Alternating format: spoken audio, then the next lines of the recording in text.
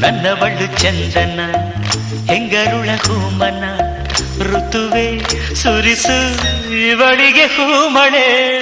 ಎದೆಯಲಿ ಆದರ ತುಂಬಿರುವ ಸಾಗರ ನನ್ನ ದೊರೆಯ